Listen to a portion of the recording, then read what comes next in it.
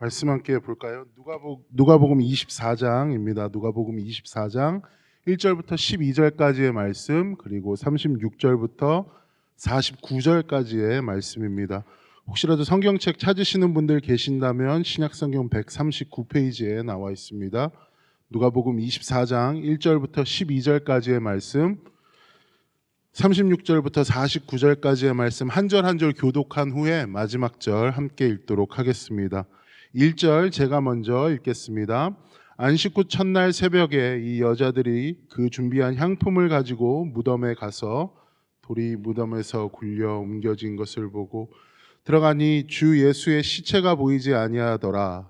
이로 인하여 근심할 때에 문득 찬란한 옷을 입은 두 사람이 곁에 섰는지라. 여자들이 두려워하여 얼굴을 땅에 대니 두 사람이 이르되 어찌하여 살아있는 자를 죽은 자 가운데서 찾느냐. 여기 계시지 않고 살아나셨느니라. 갈릴리에 계실 때에 너희에게 어떻게 말씀하셨는지를 기억하라. 이르시기를 인자가 죄인의 손에 넘겨져 십자가에 못 박히고 제3일에 다시 살아나야 하리라 하셨느니라 한데 그들이 예수의 말씀을 기억하고 무덤에서 돌아가 이 모든 것을 열한 사도와 다른 모든 이에게 알리니 이 여자들은 막달라 마리아와 요한나와 야고보의 모친 마리아라. 또 그들과 함께한 다른 여자들도 이것을 사도에게 알리니라. 사도들은 그들이 말한 말이 허탄한 듯이 들려 믿지 아니하나 베드로는 일어나 무덤에 달려가서 구부려 들여다보니 세마포만 보이는지라. 그 된 일을 놀랍게 여기며 집으로 돌아가니라. 이어서 36절부터 49절까지 읽습니다. 36절 제가 먼저 읽습니다. 이 말을 할 때에 예수께서 친히 그들 가운데 서서 이르시되 너희에게 평강이 있을지어다 하시니 그들이 놀라고 무서워하여 그 보는 것을 영으로 생각하는지라. 예수께서 이르시되 어찌하여 두려워하며 어찌하여 마음에 의심이 일어나느냐. 내 손과 발을 보고 나인 줄 알라. 또 나를 만져보라. 영은 살과 뼈가 없으되 너희 보는 바와 같이 나는 있느니라. 이 말씀을 하시고 손과 발을 보이시나 그들이 너무 기쁨으로 아직도 믿지 못하고 놀랍게 여길 때 이르시되 여기 무슨 먹을 것이 있느냐 하시니 이에 구운 생선 한 토막을 드리니 받으사 그 앞에서 잡수시더라. 또 이르시되 내가 너희와 함께 있을 때에 너희에게 말한 바 곧 모세의 율법과 선지자의 글과 시편의 나를 가리켜 기록된 모든 것이 이루어져야 하리라 한 말이 이것이라 하시고 이에 그들의 마음을 열어 성경을 깨닫게 하시고 또 이르시되 이같이 그리스도가 고난을 받고 제3일에 죽은 자 가운데서 살아날 것과 또 그의 이름으로 죄 사함을 받게 하는 회개가 예루살렘에서 시작하여 모든 족속에게 전파될 것이 기록되었으니 너희는 이 모든 일의 증인이라. 49절 함께 읽습니다. 볼지어다 내가 내 아버지께서 약속하신 것을 너희에게 보내리니 너희는 위로부터 능력으로 입혀질 때까지 이 성에 머물라 하시니라. 아멘. 시간 양성구 목사님 나오셔서 말씀 전해 주시겠습니다.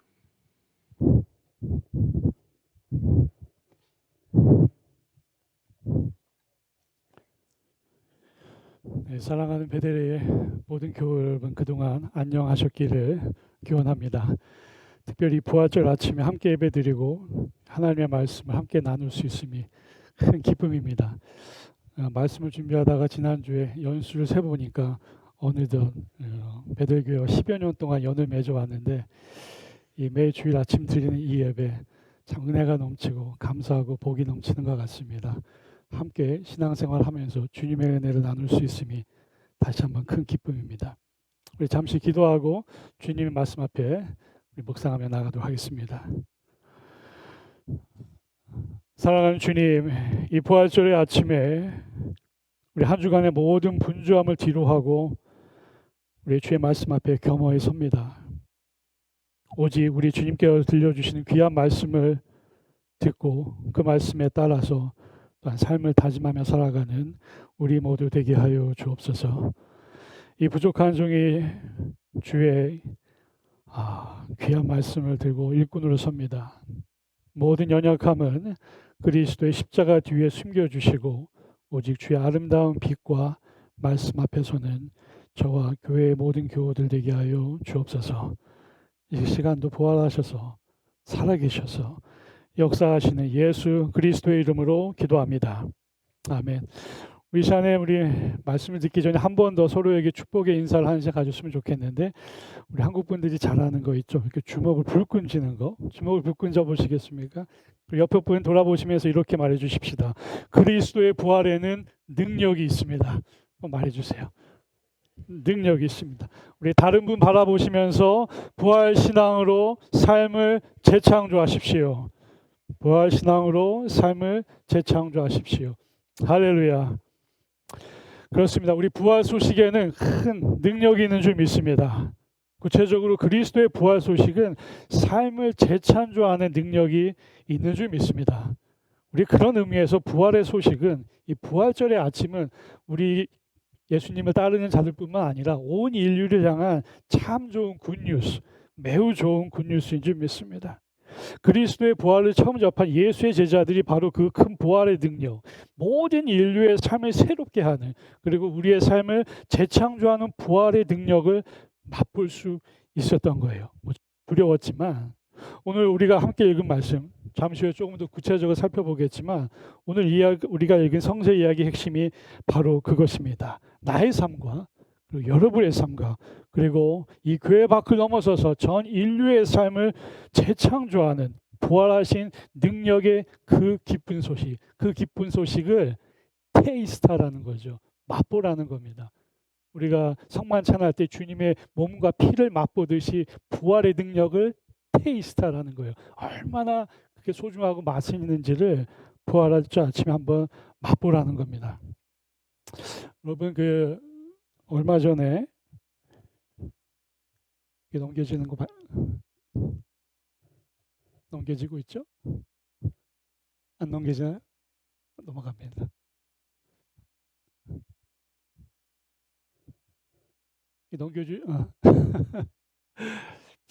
방송시에서 넘겨주시면 될 것 같아요. 네. 얼마 전에 3월에 K-팝 산업에 큰 이벤트가 있었습니다. 아마 유튜브나 넷플릭스에서 보신 분들이 계실 것 같은데, 한국의 대표 K-팝 그룹이죠. 방탄소년단. 혹시 들어보셨습니까? 유튜브에서. 이 BTS가 컴백 콘서트를 한 겁니다. 리턴 콘서트인데, 이제 군복무를 마치고 장한 청년들이죠. 리턴한 겁니다. 나름대로 그들의 뭐라고 할까요? 부활 사건을 경험한 거죠. 전 세계의 반응이 어땠는지 아십니까? 혹시 보셨는지 모르겠는데, 뉴욕 타임즈나 월스트리트 저널, CNN, BBC, 전 세계에서 가장 영향력 있는 모든 매체들이 대서특필을 했습니다. 전 세계에 있는 BTS 팬들, 아미라고 하는데 다 몰려왔다는 거예요. 프랑스, 베트남, 일본, 말레이시아, 브라질 다 저렇게 모여서 아름답습니다. 광화문, 대한민국 문화의 중심지라고 할 수 있는 광화문에 모여서 BTS의 리턴, 부활한 모습이죠. 심지어 그 친구들이 검은색과 흰색이 조화된 옷을 입었어요. 오늘 찬양대의 모습처럼 검은색과 흰색이 조화된 모습을 입으면서 본인들의 리턴, 부활의 모습을 굉장히 아름답게 표현했다는 거예요. 그 모습을 보면서 팬들이 열광하고, 그죠? 춤추고 떼창하고 나름대로 매우 행복하고 즐거운 한때를 보냈다는 겁니다.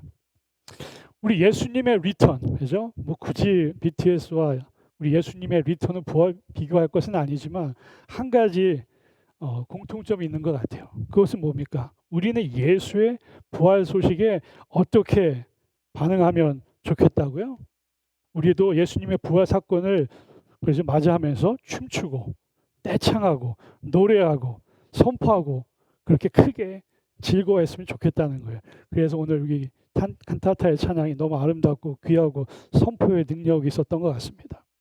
그럼 이 시간에 한번 질문해 볼 게 있어요. 왜 그럴까요? 왜 우리는 그렇게 열광해야 하는 걸까? 왜 그렇게 예수님의 부활에 춤추고 떼창하고 노래하고 선포하고 크게 즐거워해야 하는 이유가 무엇일까?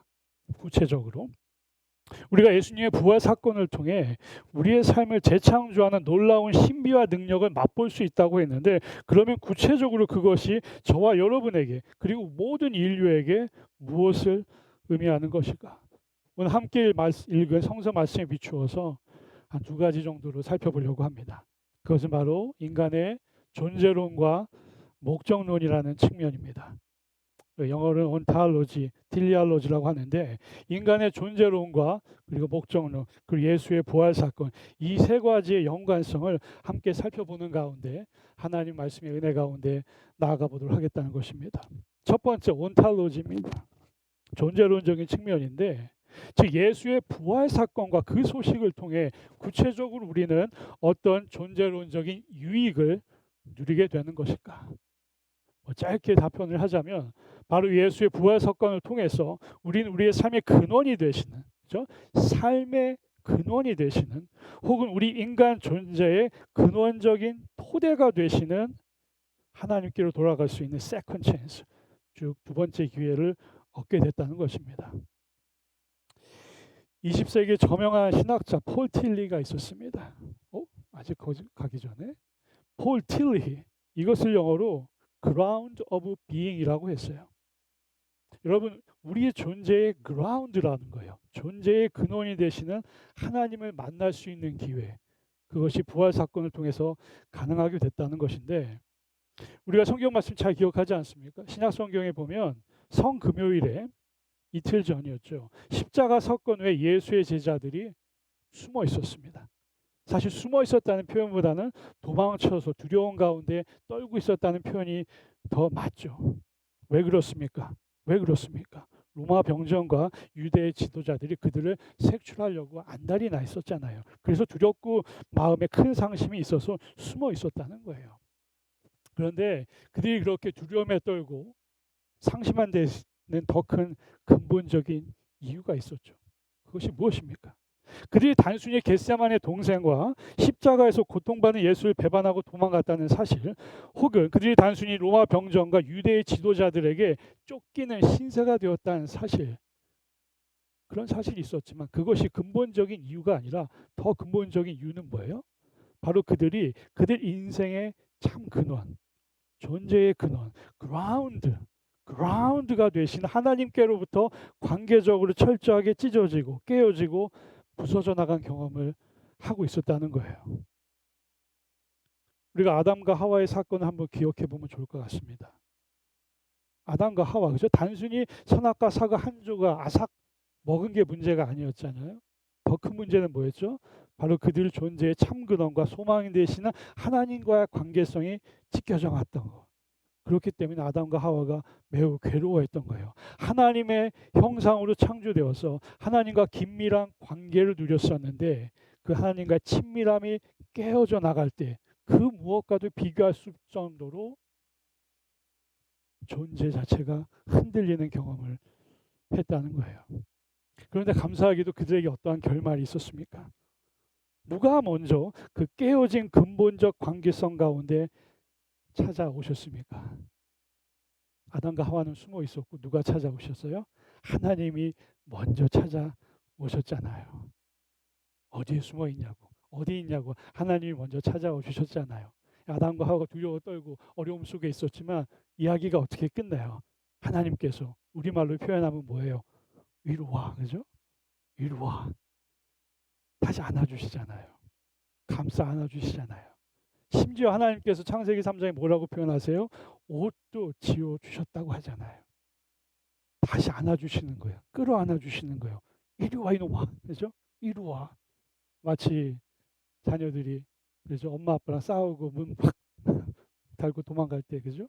나중에 엄마 아빠가 다시 안아주잖아요.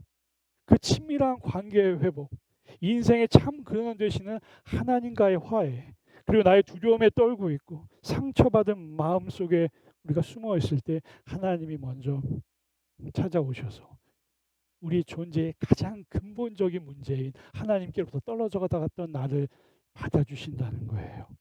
그렇게 하나님이 우리를 돌보아 주신다는 거예요. 근본적인 관계 회복, 관계의 뿌리가 다시 한번 끊어졌던 그 뿌리가 하나님과 다시 연결되는 그 경험. 이 왕가 사는 남자, 혹시 보신 분 있으신지 모르겠습니다. 한국에서 매우 흥행한다고 하는데 이 영화 지금으로부터 몇백 년 전 이야기죠. 500년 전의 이야기입니다. 조선 왕조 시대에 있었던 일을 다루는데 여러분 500년 전 얘기입니다. 100년 전 얘기도 아니고 500년 전 이야기. 그 이야기가 오늘을 살아가는 우리하고 무슨 관계가 있습니까? 사실 저와 여러분하고 큰 관계가 없는 이야기예요. 그런데 왜 그토록 우리가 이러한 사극 이야기에 열광합니까? 1,500만 명. 대한민국 전체 인구의 3분의 1은 봤다는 거예요. 왜 그렇게 열광하고 좋아하는 거 아니에요? 그 이유는 뭐예요? 바로 이러한 이야기가 우리 한국민들의 근원, 뿌리가 되는 역사를 다루기 때문이에요. 근원, 뿌리가 없는 민족은 오래갈 수가 없는 것을 우리가 압니다. 그리고 근원 혹은 뿌리의 역사를 바로 세우지 않는 민족은 결코 흥할 수가 없는 거죠. 그래서 우리가 우리 아이들 한글 학교에도 보내잖아요. 문화도 배우고 언어도 배우고 뿌리와 근원과 연관이 되어야 된다는 거예요. 그렇게 역사적인 뿌리, 관계적인 근원이 중요합니다. 오늘 부활하신 예수님께서 동일한 일 혹은 더 큰 일을 하고 계신 거예요. 창세기 이후로 3,000년, 5,000년, who knows죠. 그 오랜 시간 동안 하나님과의 관계성으로부터 떨어졌던 그 관계의 뿌리가 끊어졌던 우리를 부활하신 예수님께서 찾아오셔서 전 인류를 향해서 그 관계성을 회복시켜 주고 계신 거예요. 특별히 먼저는 예수님을 그렇죠. 겟세마네 동산과 그리고 골고다 언덕에서 버리고 도망갔던 하나님과 관계성이 철저하게 끊어졌던 두려움 속에 있던 제자들에게 먼저 찾아와 주셔서 그들을 다시 한번 안아주시는 거예요. 위로해 주시는 거예요. 이리 와, 그죠? 이리 와. 맛있는 생선도 구워주시면서 다시 한번 안아주시더라는 거예요. 여러분, 오늘날 우리가 21세기 이 세상에 많은 문제가 있죠, 그죠? 경제적으로도 정치적으로도 사회적으로도 참 많은 문제가 있어요. 어려움이 있습니다. 그렇지만 우리 이 사회의 가장 근본적인 문제가 무엇이라 하겠습니까? 그것은 바로 우리가 하나님으로부터 우리의 구원자 되신 예수 그리스도로부터 멀어졌다는 것이죠. 그 관계성이 깨어져서 우리 이 사회 가운데 많은 문제가 있는 거 아니겠습니까? 그러한 우리에게 이 고통 많은 세상에 부활의 예수님이 어때요? 친히 찾아와 주신다는 거예요. 그 말 뜻은 뭐예요? 우리에겐 아직 희망이 있다는 거예요. 뉴스에서 사회에서 우리가 아무리 많은 문제들, 고통들, 어려움들을 볼지라도 아직은 이 세상에 희망이 있다는 거예요. 그 희망은 바로 부활하신 예수 그리스도라는 거죠.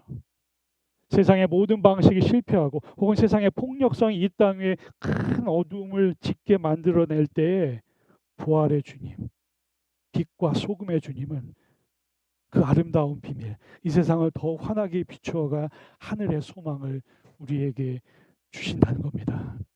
그래서 부활의 소식이 참 아름답습니다. 이 부활절의 아침에 그래서 우리에게 큰 기쁨이 있는 것 같아요. 주님께서 우리에게 다가오셔서 위로해 주시고 안아주시고 다시 한번 세상 가운데 나아가 빛과 소금을 전할 능력을 우리 가운데 주신다는 겁니다. 이렇게 두 팔 크게 벌리시고 우리에게 다가오시는 주님, 우리도 이 아침에 손을 직접 벌리진 않을 때 있지만 마음의 문을 활짝 열고 그 그리스도를 받아들이고 그 부활하신 주님과 함께 부활의 능력을 경험하시는 저와 여러분 모두 되시기를 간절히 축원드립니다. 이제 둘째로 목적론적인 이야기를 잠시 나누도록 하겠습니다. 오늘 함께 읽은 말씀의 후반부에 이렇게 기록하고 있습니다. 이에 저희 마음을 열어 성경을 깨닫게 하시고 또 이르시되 이같이 그리스도가 고난을 받고 제3일에 죽은 자 가운데서 살아날 것과 또 그의 이름으로 죄 사함을 얻게 하는 회개가 예루살렘으로부터 시작하여 모든 족속에게 전파될 것이라 기록되었으니 너희는 이 모든 일의 증인이라. 49절 볼지어다 내가 내 아버지 약속한 것을 너희에게 보내리니 너희는 위로부터 능력을 입을 때까지 이 성에 유하라 하시니라. 우리가 잘 기억하듯이 예수님의 십자가 사건 후에 이 예수의 제자들은 인생의 목적을 상실한 상태라고 할 수가 있습니다. 그렇지 않습니까? 갈릴리에서부터 대부분 어부들이었죠.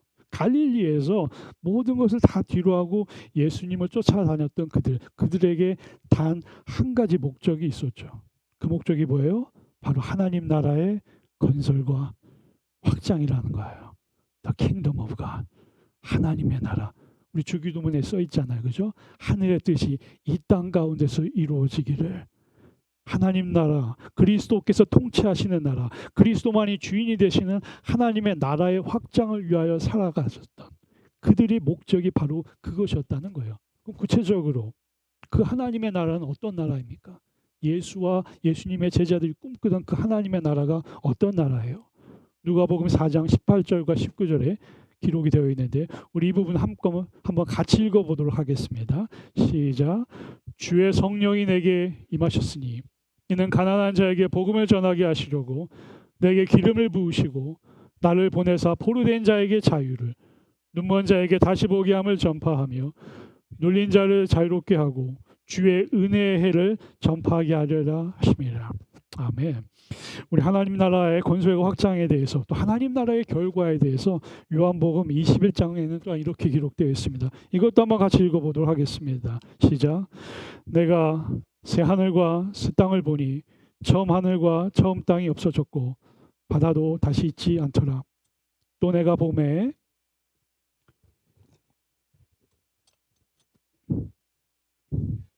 신부가 남편을 위하여 단장한 것 같더라. 내가 들으니 보좌에서 큰 음성이 나서 이르되 보라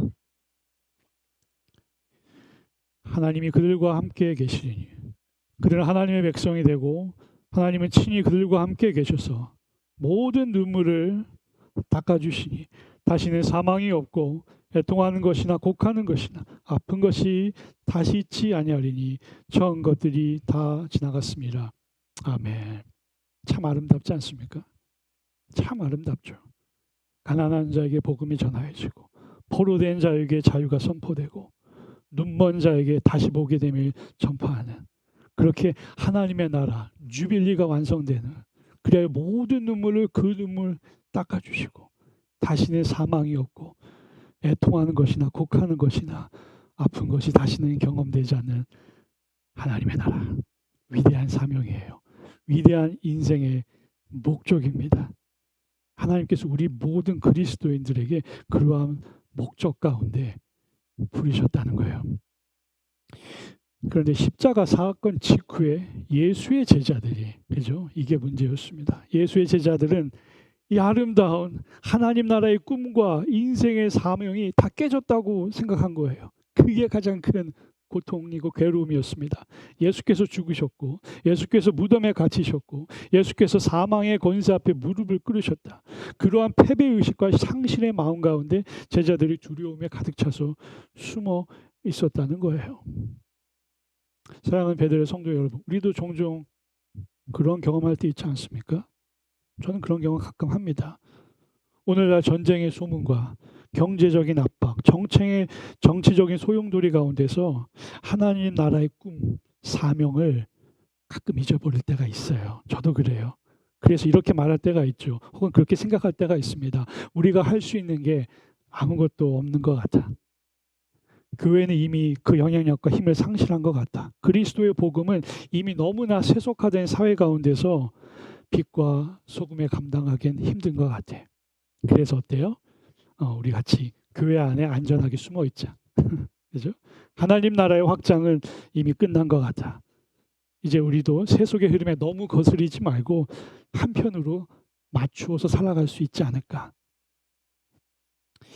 십자가 사건 후에 예수의 제자들이 그러한 실패의식과 패배의식 그리고 상실감 가운데 어두컴컴한 곳에 숨어 있었더라는 거예요. 이해가 되죠. 이해가 되죠. 그 한 가지 목적, 그 인생의 한 가지 사명을 가지고 갈릴리로부터 3년을 쫓아왔는데 한순간에 무너져 내렸으니까 이해가 됩니다. 그들을 탓할 수 없어요. 이해가 됩니다. 그렇게 어두침침하고 절망이 가득한 가운데 회한과 상실의 고동이 가득한 곳에 누가 찾아오셨다고요? 예수님께서. 부활하신 예수님께서 찾아오셔서 이제부터 다시 한번 역사의 반전을 이루어가기 시작한다는 거예요. 역사의 반전이 부활하신 예수님으로부터 시작이 된다는 거예요. 그래서 우리가 역사 가운데 잘 알듯이 로마 제국의 핍박을 받던 우리 그리스도인들, 그렇죠? 아주 겸손하였고 사회 가운데서 인정받지 못하였던 이 그리스도인들, 두려움과 어둠 속에서 떨던 이들이 300년이 지나가면서 심지어 로마 제국 가운데 하나님의 복음을 전하게 되는 놀라운 그 반전의 역사를 부활의 예수님과 시작했다는 거예요. 그리고 오늘 함께 읽은 말씀 누가복음 24장 36절, 부활하신 예수님께서 친히 그 어두컴컴하고 그 절망 가운데 있는 제자들에게 찾아오셔서 하셨던 한 가지 말씀이 있어요. 그 말씀이 뭐예요? 샬롬, 평강이 있을지어다. 주님께서는 우리 가운데 평강으로부터 시작하신다는 거예요. 아무리 사회가 어둡고 우리 가운데 어둠이 우리를 둘러치고 있어도, 우리 가운데 상실의 마음이 가득할지라도 주님께서는 먼저 찾아와 주셔서 샬롬, 그렇죠? 이리 와, 그렇죠? 이리 와, 받아주시고 위로해 주시면서 새롭게 살아갈 힘을 주신다는 겁니다. 그것이 언제부터 시작된다고요? 바로 이 아침, 부활의 아침부터 그리스도께서 새로운 역사의 반전을 이루어 가신다는 겁니다. 그러므로 사랑하는 베들레헴 성도 여러분, 여러분 모두에게 이 부활의 아침에, 그러나 겸손히 그리고 확신 가운데 권면의 말씀을 드리고자 합니다. 꿈을 다시 한번 갖자는 것입니다. 하나님의 나라를 다시 선포하자는 것입니다. 가난한 이들에게 복음을 전하여주고 마음이 세속의 거대한 흐름 속에 포로된 자들에게 우리가 자유를 선포할 수 있다는 것입니다. 영적으로 눈이 가리워진 이들에게 다시 한번 그들의 눈이 보게 됨을 전파할 수 있다는 것입니다. 오늘 이 아침부터, 그리고 우리의 가정부터, 그리고 우리의 이웃부터, 그리고 이 신앙의 공동체 가운데 임하시는 하나님의 나라를 함께 선포하며 살아간다는 것입니다.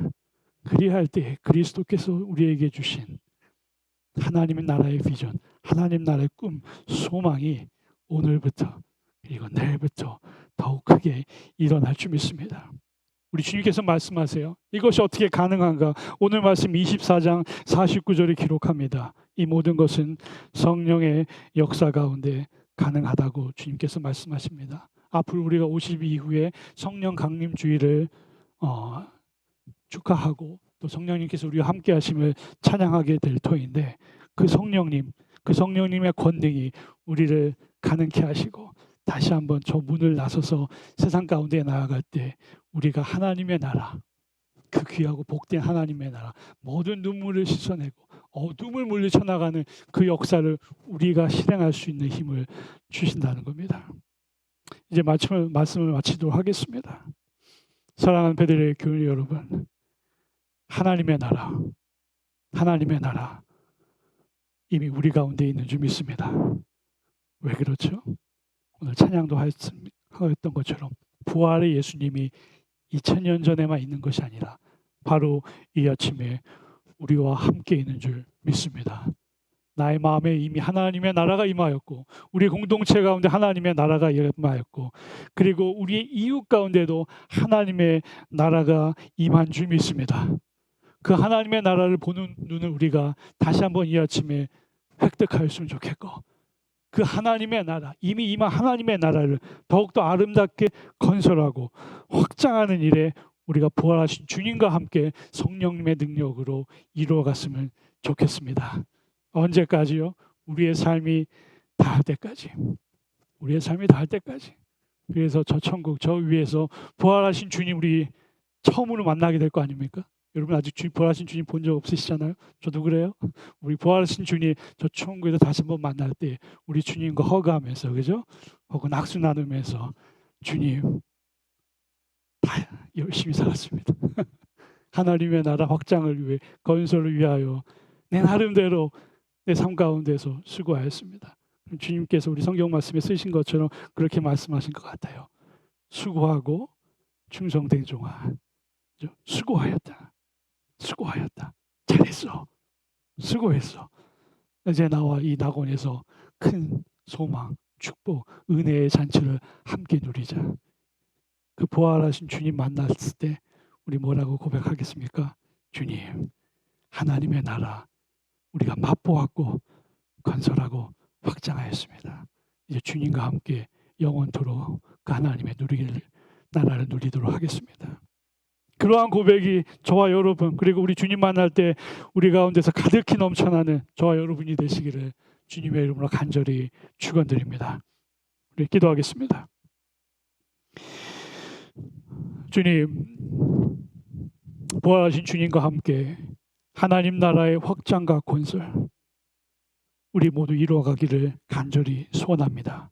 바로 그것이 우리의 존재 이유이고 또 우리 삶의 목적인 줄 믿습니다. 하나님과 관계성이 회복된 우리 모두가 이 아침에 부활하신 주님을 찬양하고 높여드립니다. 그 주님과 함께 가장 값진 인생의 사명을 가지고 오늘 하루도 또 다가오는 한 주도 하나님의 나라를 확장하는 삶 우리 모두가 살아갈 수 있도록 저와 베델의 모든 교우들 성령님의 능력 가운데 인도하여 주시옵소서. 살아계셔서 역사하시는 예수 그리스도의 이름으로 기도합니다. 아멘.